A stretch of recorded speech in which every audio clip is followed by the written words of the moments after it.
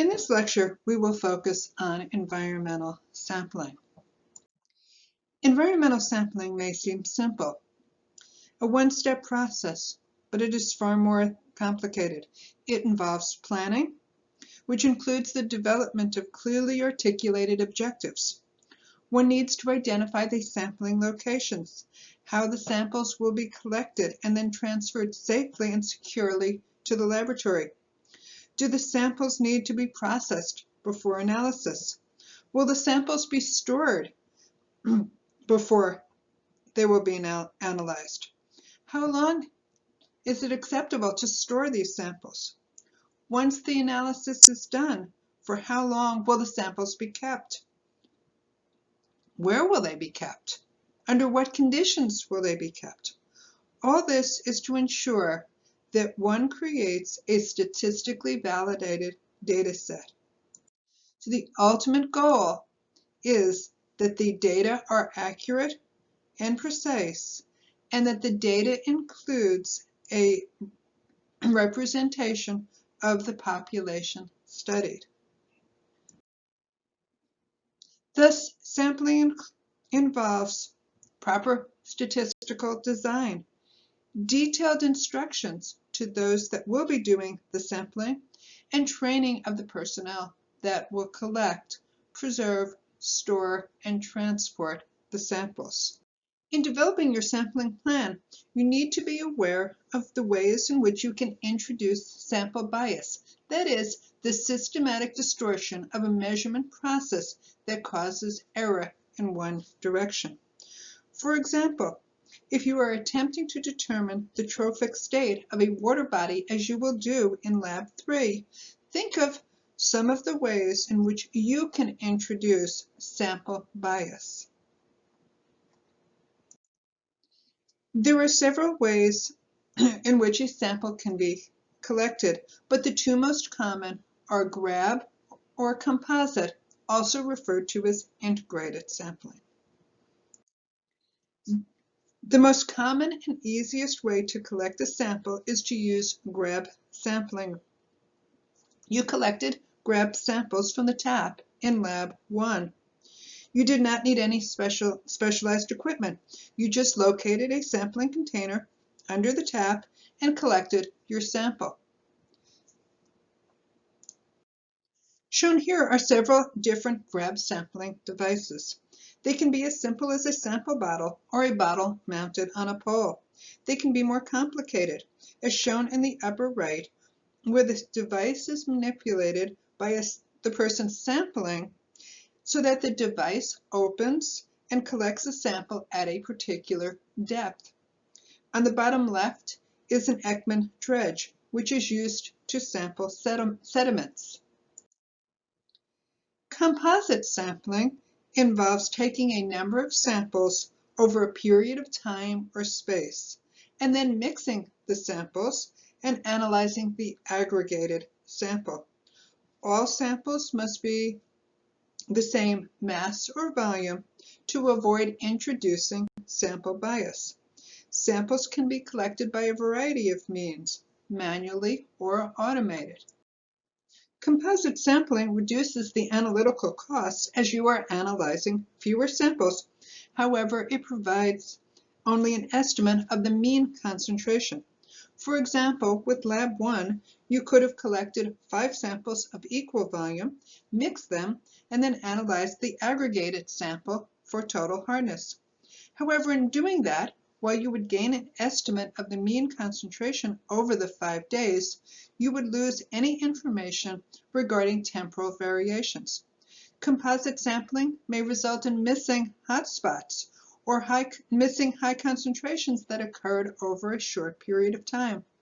Compositing samples may also result in the loss of some contaminants, particularly those that are volatile.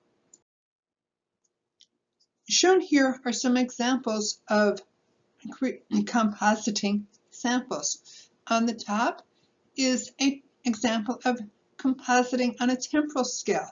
So samples are taken over a period of time. Those samples are then aggregated, combined, and then the aggregated sample is then analyzed. On the bottom is an example of spatial compositing, where multiple samples are taken, in this case on a square grid basis. Those samples are then combined, and then the aggregated sample is then analyzed. Sampling can also be characterized on how the sample is collected. There are essentially three methods. All are based on a systematic statistical approach. Random sampling is not haphazard sampling. It is based on a statistical design where each sample needs to have an equal chance of representing the whole. One can use a random number generator or divide the sampling location into grids, as was previously shown. This method requires the greatest number of replicates to ensure that the sampling results are truly representative of the population. Stratified random sampling is similar to random sampling. The difference is that the system is divided into parts called strata. Each strata needs to be as uniform as possible, but the strata do not need to be the same size. The number of samples is a function of the variance of the strata. Determining the strata is a non-statistical procedure. Instead, it requires professional judgment and prior knowledge. For example, in a water body, the strata could be the hypolimnion versus the epilimnion. It could be a function of depth or salinity gradients. It could be the edge of a stream versus the middle of a stream. In the case of air, it could be the strata along main streets versus strata that are distant from the main street. There are different approaches to stratified random sampling. For example, one could sample a particular stratum. Take the previous case with air quality. If you want to know the concentration of carbon monoxide MSU students are exposed to while walking to class, well, in a normal year, that is, what strata would you sample? And then when you're thinking about how to use that data, you can think about, do you sample each strata and then keep the analysis separate? So for instance, in the example of the hypolimnion versus the epilimnion, do you analyze that data separately? So you only look at what's happening in the hypolimnion or what's happening in the epilimnion? Or do you divide the sampling effort among the strata, but you look at the system as a whole? With systematic sampling, samples are collected at regular intervals in space or time. The sites are selected based on professional judgment and may be biased. For example, with lead and copper rule testing, the sites are selected based on the premise plumbing material, and the sites that have the highest risk of leaching lead are the ones that are selected. An important caveat is that in reporting, one's assumptions must be clearly stated. Shown here is a sampling grid for subsurface soil sampling. However, a similar plan could be used to place soil borings and collect subsurface samples. The sampling grid should provide the GPS coordinates of the first sampling point within the grid, and then the field crew can then use that information to determine the other sampling points. Sampling grids can be square as shown here, or rectangular or hexagonal, with the grab samples collected at each grid nodule. Depending on the project objectives, samples from multiple grid nodes can be composited. Often the size of each grid is based on economics. In the course of remediation projects, it is common to have to sample from the bottom and side walls of excavation pits. There are two methods for sampling soil from excavation pits and trenches: systematic and judgmental. Systematic sampling is appropriate for large excavated areas with random spatial contaminant distribution. A sampling grid similar to the one shown here is appropriate. In the case where there is a probable source of leaks, such as with leaking underground storage tanks and pipeline leaks and ruptures, judgmental sampling is appropriate. There, the selection of sampling points is biased towards the most probable location of leaks. In this diagram, the use of composite sampling is illustrated. In this case, a hexagonal grid was overlaid over the site. As shown here, samples from 6 grab samples are combined to create a 6-point composite sample, and then that composited sample would then be analyzed. Sample preservation is a critical part of sample collection. It is important to think about how the analyte of interest will interact with the container. For example, with aqueous samples, metals can absorb irreversibly on glass surfaces, so you do not want to use a glass container. You would use a plastic container. On the other hand, organics may diffuse in and out of a container or a top, so you need to think about what type of container is most appropriate. Oily materials, on the other hand, will absorb onto plastic surfaces. So in this case, a glass container is much more appropriate than a plastic container. And then with air samples, you may be looking at stainless steel containers as shown here, or Tatler bags. When collecting samples for volatile chemicals, one needs to make sure that there is no headspace, that is, air volume, above the upper surface of the water. You also want to store samples at 4 degrees C. You want to minimize agitation to minimize loss of volatile chemicals, and you do not want to freeze these samples because freezing may result in the loss of volatile chemicals. Another challenge is the absorption of gases from the atmosphere.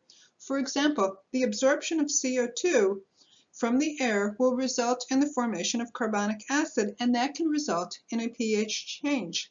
For this reason, pH is always measured in the field.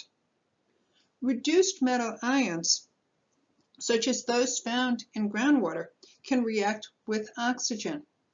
Metal ions can precipitate or they can dissolve. As a result, samples containing metal ions are usually acidified to a pH of 2 with nitric acid. Because some organic species can photoreact, water samples containing organics are typically stored in amber glass bottles. If the water is chlorinated, it is often dechlorinated upon collection to prevent further reactions of organic chemicals with chlorine.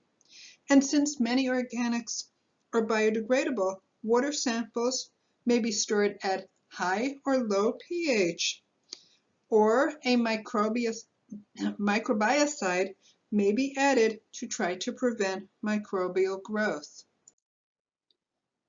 Sample preservation for soils, sludges, and hazardous waste are not nearly as well defined as they are for aqueous samples, but for the most part, you can use methods similar to those employed for aqueous samples.